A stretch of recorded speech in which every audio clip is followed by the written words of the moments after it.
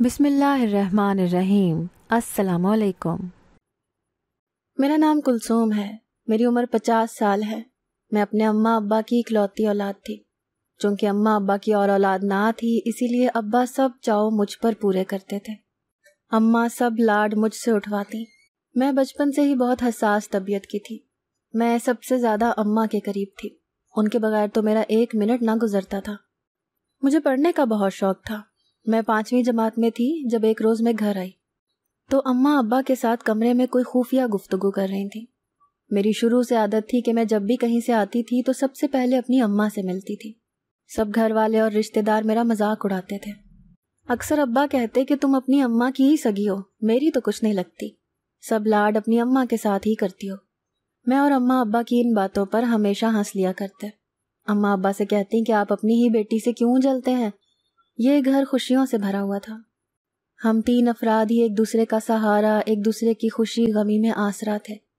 پورے خاندان میں ہمارا گھرانہ سب سے خوشحال گھرانہ مانا جاتا تھا، اور پھر شاید اس خوشحال گھرانے کو کسی کی نظر لگ گئی، ہماری خوشیوں کو کسی کی نظر کھا گئی۔ ایک روز میں اسکول سے آئی تو اماں اور ابا بہت پریشان لگ رہے تھے۔ میں اماں اور ابا سے پوچھا کہ کیا ہوا ہے، تو اماں کہنے لگیں کہ کچھ نہیں، بس تمہیں چھوڑ کر جانے کا دل نہیں کر رہا۔ میں نے حیرانگی سے اماں سے پوچھا کہ آپ کہاں جا رہی ہیں؟ میرا اندازہ تھا کہ اماں نانی کے گھر جا رہی ہیں۔ چونکہ میرے امتحان شروع ہونے والے تھے تو مجھے اس بات کی فکر لگ گئی کہ اگر امتحان میں نے اماں سے دعا نہ کروائی تو میں فیل ہو جاؤں گی۔ ہر بچے کی طرح میری بھی ایک ہی خواہش تھی کہ میرے مشکل وقت میں میری اماں میرے ساتھ رہیں۔ میں نے اماں سے کہا کہ آپ ابھی نانی کی طرف نہیں جا سکتی، میرے امتحانات شروع ہونے والے ہیں۔ میری بات پر اماں مسکرا دی، ان کی آنکھوں میں آنسو تھے۔ ایک ہی دن میں اماں کی آنکھ کے نیچے ہلکے محسوس ہونے لگ گئے تھے۔ میں اماں کے پاس بیٹھ گئی اور ان کے ساتھ لگ گئی۔ مجھے اپنی گود میں بٹھاتے ہی اماں پھوٹ پھوٹ کر رونے لگی۔ اماں اکثر کنگھی کیا کرتی تھیں تو ان کے بال بہت اترتے تھے۔ میں تو اماں کی اس حالت پر بھی بہت پریشان تھی، مگر مجھے سمجھ نہیں آتا تھا کہ اماں کو دن بدن کیا ہوتا جا رہا تھا۔ اماں دن بدن کمزور ہوتی جا رہی تھی، اور پھر ایک دن وہ بھی آیا جب سب کچھ ختم ہو گیا، ہر پریشانی دور ہو گئی۔ میں 10ویں جماعت میں پڑھتی تھی۔ ایک صبح فجر کا وقت تھا جب باہر سے اونچی اونچی رونے کی آواز آئی۔ یہ آواز کچھ بھاری تھی، جیسے کوئی مرد رو رہا ہو۔ مجھے کافی حیرت ہوئی۔ میری آنکھ رونے کی آواز سے کھلی تھی۔ میں کمرے سے باہر گئی تو سامنے ایک چارپائی پڑی تھی جس پر سفید چادر میں کوئی لیٹا ہوا تھا، اور ابا پاس بیٹھے رو رہے تھے۔ دروازے کی طرف نظر دوڑائی تو وہاں سے رشتہ دار روتے ہوئے گھر میں آ رہے تھے۔ میں زیادہ لوگوں کو تو نہیں جانتی تھی، مگر جو جانے پہچانے چہرے تھے وہ چارپائی کے پاس آ کر پھوٹ پھوٹ کر رو رہے تھے۔ میں بھی چلتی ہوئی ابا کے پاس آ گئی، جو سب کے گلے لگ لگ کر رو رہے تھے اور بس ایک ہی بات کہے جا رہے تھے کہ آج میں تنہا ہو گیا ہوں۔ میں نے ابا سے پوچھا کہ ابا یہ کون ہے اور اماں کہاں پر ہے؟ ابا نے جیسے ہی میری طرف دیکھا تو مجھے اپنے سینے سے لگا لیا اور کہنے لگے کہ اب تمہاری ماں اس دنیا میں نہیں رہی۔ ابا کی بات میرے لیے کسی قیامت سے کم نہ تھی۔ میرے سر پر آسمان ٹوٹ پڑا جب میں نے اس وجود کے چہرے پر سے چادر ہٹائی۔ چادر ہٹاتے ہی جو چہرہ مجھے نظر آیا وہ دیکھتے ہی مجھے لگا کہ میں دوسرا سانس نہیں لے پاؤں گی۔ میں حیرت اور بے یقینی سے اماں کو دیکھ رہی تھی، جو آنکھیں مونڈے گہری نیند میں تھی۔ میں نے پھٹی آنکھوں سے ابا کی طرف دیکھا اور ان سے کہنے لگی کہ ابا یہ کیسے ممکن ہے؟ ابھی رات کو تو اماں کو بالکل ٹھیک دیکھا تھا، یہ کیسے ہو گیا؟ اماں کی تدفین کے بعد میں ہر وقت روتی رہتی۔ میرا میٹرک ہو چکا تھا، مگر سب رشتہ داروں نے ابا سے کہنا شروع کر دیا کہ دوسری شادی کر لو۔ ابا تو دوسری شادی نہیں کرنا چاہتے تھے، مگر رشتہ داروں نے کہہ کر ابا کی دوسری شادی کروا دی۔ میں اس وقت بھی اپنی ماں کو یاد کر کے بہت روئی تھی، جس کی جگہ آج کسی اور نے لے لی تھی۔ میری سوتیلی ماں مجھ پر بہت ظلم کرتی، مجھ سے ہر وقت گھر کے کام کرواتی رہتی، نہ مجھے پڑھنے دیتی اور نہ ہی مجھے آرام کرنے کی اجازت تھی۔ میں دن بھر گھر کے کام کرتی، مگر شام میں جب ابا کے آنے کا وقت ہوتا تو وہ سر پر پٹی باندھ کر ایسے دکھاتی جیسے سارا دن وہی کام کرتی رہی ہے۔ ابا جب اماں کو کام کرتا دیکھتے تو مجھ پر غصہ ہوتے کہ اب تم بڑی ہو گئی ہو، پھر بھی گھر کا کام کیوں نہیں کرتی ہو؟ اور میں آنکھیں پھاڑے صرف ابا کو دیکھتی رہ جاتی کہ ان کو کل کی آئی پر یقین ہے، مگر اپنی سگی اولاد پر بالکل بھی یقین نہیں ہے۔ میری تو خوشیاں ہی جیسے ختم ہو گئی تھیں۔ پڑھائی تو میٹرک کے بعد ہی چھوٹ گئی تھی۔ اب گھر کے ماحول سے ابا تنگ آنے لگے تھے، اسی لیے ابا نے مجھے گھر سے بھیجنے کا فیصلہ کر لیا تھا۔ ابا نے مجھے میری نانی کے ہاں بھیج دیا۔ میری نانی مجھ سے بے حد محبت کرتی تھی، مگر میری دونوں ممانیاں مجھ سے بے حد نفرت کرتی تھیں۔ وہ مجھے ہمیشہ منحوسیت کے طعنے دیتی تھیں۔ میری نانی بہت ضعیف تھیں، تبھی وہ ممانی کو کچھ کہہ نہیں پاتی تھی، جس کا فائدہ ممانی مجھ سے اپنے سارے کام کروا کر لیتی تھی۔ بڑی ممانی کا بس ایک ہی بیٹا تھا اور وہ پردیس میں رہتا تھا۔ ایک روز میں صبح اٹھ کر اپنے کمرے سے باہر نکلی تو دیکھا ہر طرف گہما گہمی ہے، ایک عجیب سی ہلچل مچی ہوئی ہے۔ میں نے اپنی نانی سے پوچھا کہ کیا ہوا ہے، آج گھر میں اتنی ہلچل کیوں ہے؟ نانی خوش ہو کر کہنے لگیں کہ تیری بڑی ممانی کا بیٹا پردیس سے آ رہا ہے۔ وہ وہاں کیا کام کرتا تھا میں اس بات سے بالکل لا علم تھی۔ تو مجھے ایک نئی فکر ستانے لگی کہ ان سب ظالموں کے ساتھ ایک ظالم کا ظلم اور سہنا پڑے گا، کیونکہ اولاد تو وہ ممانی کی ہی تھی۔ میرا کزن پردیس سے واپس آ چکا تھا۔ میری ممانی نے مجھے سارا دن کام کروا کر مجھے تھکا دیا تھا۔ زندگی تو جیسے بے مقصد ہو گئی تھی۔ ممانی کا وہ بیٹا بہت خوبصورت تھا۔ میں اس کے سامنے گئی تو وہ مجھے غور سے دیکھنے لگا۔ میں اس وقت بھی کام کاج میں مصروف تھی، سر پر دوپٹہ سلیقے سے لیا ہوا تھا، کیونکہ میری اماں نے مجھے تمیز اور تہذیب دونوں سکھائی تھی۔ دن ایسے ہی گزرتے گئے۔ مجھے اپنے کزن کا دیکھنا بہت عجیب لگتا تھا۔ میں اکثر نانی سے شکایت کرتی تو وہ کہہ دیتی کہ میں تو ضعیف ہوں، میں تمہاری مدد کیسے کر سکتی ہوں؟ تم اچھی لڑکی ہو، اسی لیے کچھ دیر برداشت کر لو، جلد ہی تمہاری شادی کر دوں گی تو تمہارا ان سب چیزوں سے چھٹکارا مل جائے گا۔ میں اکثر راتوں کو رویا کرتی تھی۔ جب کبھی اپنی حالت دیکھتی تو اپنی حالت پر ترس آتا۔ وہ وقت یاد آتا جب اماں اور ابا میرے لاڈ اٹھایا کرتے تھے، اور اب نہ اماں تھیں اور نہ ابا تھے۔ ایک روز گھر میں عجیب سا ہی شور تھا، وہی شور جو میری اماں کی وفات پر تھا۔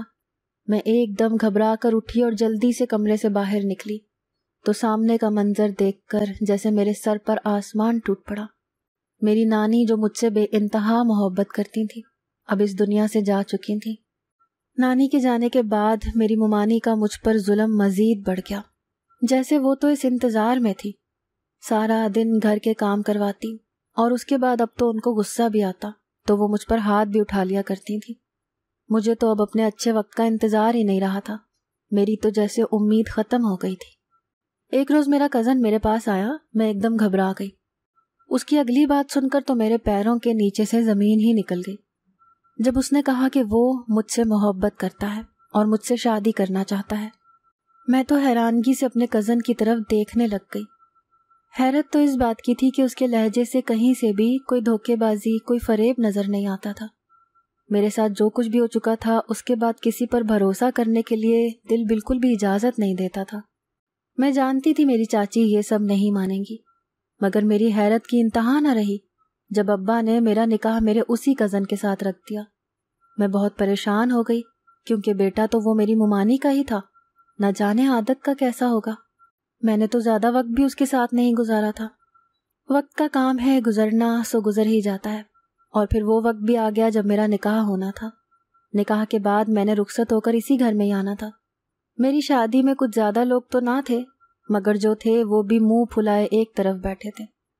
مجھے یقین تھا کہ اس شادی سے کوئی خوش نہیں ہے، مگر جب میں نے اپنے شوہر کو دیکھا تو وہ بہت خوش نظر آ رہا تھا۔ میں اکثر سوچتی تھی کہ کیا واقعی اسے مجھ سے محبت ہے۔ ہماری شادی کو 1 مہینہ گزر گیا تھا۔ میرا شوہر ہر وقت میرا خیال رکھتا، میرے لیے ایک ملازمہ رکھی جو میرے حصے کے گھر کا کام کرتی تھی اور میرا بھی خیال رکھتی تھی۔ مجھے ہر طرح کی آسائش مہیا کی، مجھے کبھی کہیں سیر و تفریح کے لیے لے جاتے تو کبھی کہیں۔ میں حیران تھی کہ میری قسمت پھر سے بدل گئی ہے۔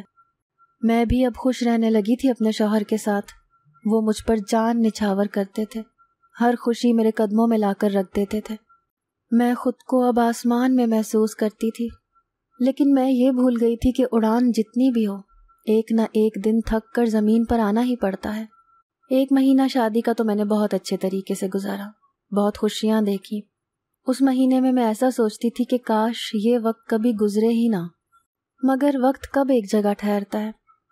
یہ اس روز اندازہ ہوا جب میرا شوہر بھی مجھے چھوڑ کر چلا گیا۔ ایک روز میرا شوہر باہر کسی کام سے گیا تھا کہ واپسی پر اس کا ایکسیڈنٹ ہوا۔ ایکسیڈنٹ اتنا برا تھا کہ پولیس اہلکار نے میت گھر پر آنے ہی نہ دی اور خود ہی دفنا دیا۔ مجھے جب یہ خبر ملی تو مجھے لگا میری تو دنیا ہی اجڑ گئی۔ میں دوسرا سانس بھی نہ لے پاؤں گی۔ مگر حقیقت تو یہ تھی کہ انسان مرنے والوں کے ساتھ مرتا نہیں ہے، اسے جینا پڑتا ہے دنیا والوں کے لیے۔ مگر میں اب کی بار اندر سے ہی مر چکی تھی، میرا دل مر چکا تھا۔ ان کے جانے کے بعد مجھے اپنے مرحوم شوہر کی بہت یاد آتی تھی۔ میری ساس مجھے ہر وقت تانے دیتی رہتی کہ میں ان کے بیٹے کو کھا گئی ہوں۔ میں تو ہوں ہی منحوس، پہلے اپنی ماں کو کھا گئی، پھر نانی کو، اور اب اپنے شوہر کو۔ میرا تو کوئی آسرا، کوئی سہارا ہی نہ تھا۔ میں عدت میں تھی، مگر میری ساس نے میری عدت مکمل نہ ہونے دی اور گھر کے کاموں میں لگا دیا۔ جو بھی غیر مرد تعزیت کرنے کو آتا تو اس کی بھی نظر مجھ پر پڑتی۔ میں ہر وقت روتی رہتی کہ یہ کیسا ظلم ہے کہ اپنے شوہر کے لیے میں ایک عدت بھی پردے میں رہ کر نہیں کر سکتی۔ مجھے اپنے شوہر کی بہت یاد آتی تھی۔ میں روز اپنے مرحوم شوہر کی قمیض اپنے سینے سے لگا کر سوتی، مگر ساری رات مجھے کوئی چیز چبھتی رہتی، مگر نیند اس وقت اتنی غالب ہوتی تھی کہ کبھی غور ہی نہیں کیا تھا۔ ایک روز طبیعت خراب ہوئی تو ڈاکٹر کے پاس چلی گئی۔ وہ بولی کہ تم حاملہ ہو چکی ہو۔ یہ سن کر میرا دماغ چکرا گیا۔ میں گھر آ گئی، رات کو شوہر کی قمیض اپنے سینے سے لگائی تو چبھن سی ہوئی۔ جیسے قمیض کی جیب میں ہاتھ ڈالا تو پیروں تلے سے زمین نکل گئی، کیونکہ اس میں ایک تعویذ تھا۔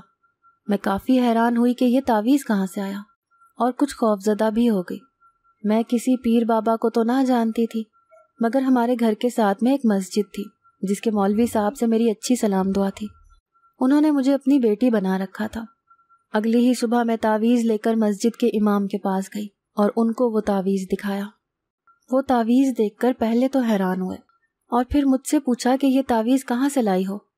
میں نے بتایا کہ یہ میرے شوہر کی قمیض میں تھا، تو کافی پریشان ہو گئے۔ ان کا چہرہ دیکھ کر میں بھی پریشان ہونے لگی۔ انہوں نے مجھے تسلی دی اور بولے کہ میں بھی پڑھ کے دیتا ہوں کہ یہ کس چیز کے لیے تعویذ بنا ہے۔ میرا دل بہت تیزی سے دھڑک رہا تھا۔ مولوی صاحب نے بتایا کہ تعویذ کسی کی جان لینے کے لیے ہے۔ میں حیران تھی کہ جان لینے کے لیے تعویذ بھی استعمال ہوتے ہیں۔ جان لینا رب العزت کی قید میں ہے، وہ جب چاہے لے لے اور جب چاہے عطا کر دے۔ مگر مولوی صاحب کی اگلی بات نے تو میرے رونگٹے ہی کھڑے کر دیے، جب انہوں نے بتایا کہ یہ تعویذ تمہارے لیے تھا، مگر غلطی سے شوہر کی قمیض میں چلا گیا، اور پھر وہ سفر پر گیا اور اس کا ایکسیڈنٹ ہو گیا۔ مجھے مولوی صاحب کی بات نے چکرا کر رکھ دیا۔ میں جاننا چاہتی تھی کہ یہ کس نے اور کیوں کیا ہے، اور کسی کو مجھ سے کیا دشمنی تھی۔ میری ممانی مجھ سے نفرت ضرور کرتی تھیں، مگر وہ میری جان نہیں لے سکتی تھی۔ میں نے مولوی صاحب سے کہہ کر اس تعویذ کو ایک دریا میں بہا دیا اور گھر آ گئی۔ گھر آ کر جب اپنی ساس کو بتایا کہ میں حاملہ ہوں تو وہ ایک دم سے حیران ہو گئی اور کہنے لگی کہ تم نے میری نسل آگے بڑھا دی، میں تمہارا کیسے شکریہ ادا کروں۔ میرے حاملہ ہونے کی بات سنتے ہی میری ساس بالکل بدل کے رہ گئی تھی۔ میری ساس مجھے کہنے لگی کہ نہ جانے یہ کس کا بچہ ہے جو میرے بیٹے کے سر پر ڈال رہی ہو۔ یہ بچہ بھی اس طرح ہی منحوس ہوگا جس طرح تو منحوس ہے۔ شام کے وقت میں اپنے کمرے سے نکلی اور کچن میں کھانا بنانے کی غرض سے جا رہی تھی، جب میں نے اپنی بڑی ممانی کو اپنی چھوٹی ممانی سے بات کرتے سنا۔ میں پہلے نظر انداز کر کے اندر جانے لگی، مگر اپنے نام پر مجھے رکنا پڑا۔ دونوں یقیناً میرے بارے میں ہی بات کر رہی تھی۔ میں نے کان لگا کر سنی تو میرے رونگٹے کھڑے ہو گئے، جب میری بڑی ممانی یعنی میری ساس میری چھوٹی ممانی کو کہہ رہی تھی کہ کاش یہ مر جاتی اور میرے بیٹے کو اس سے عشق نہ ہوتا، میں نے اپنا بیٹا بھی اس کی وجہ سے گنوا دیا، نہ جانے یہ نحوست کب ختم ہوگی۔ میری چھوٹی ممانی کہنے لگی کہ فکر مت کریں، بچہ پیدا ہوتے ہی اس کی کسی بھی اپاہج یا غریب انسان کے ساتھ دیکھ کر شادی کروا دینا، تاکہ اس کی شکل ہمیں دوبارہ نہ دیکھنی پڑے۔ میں تو حیران تھی کہ کوئی اتنی نفرت کیسے کر سکتا تھا کسی سے۔ میری سوتیلی ماں اور میری ساس نے اور میری چھوٹی ممانی نے مجھ پر جتنا ظلم کیا تھا، اس کے باوجود بھی میرے دل میں کسی کے لیے کوئی نفرت نہ تھی، بس دکھ ضرور تھا۔ میں اپنے آنسو صاف کرتی کچن کی طرف چلی گئی اور اپنا ہر معاملہ اپنے اللہ کے سپرد کر دیا، اور جب معاملہ اللہ کے حوالے ہو جائے تو پھر معاملے اور اللہ کے درمیان کوئی تیسرا انسان نہیں آتا۔ وقت گزرتا گیا اور اللہ نے مجھے بہت پیارا سا بیٹا دیا۔ مجھے اپنے شوہر کی بہت یاد آ رہی تھی۔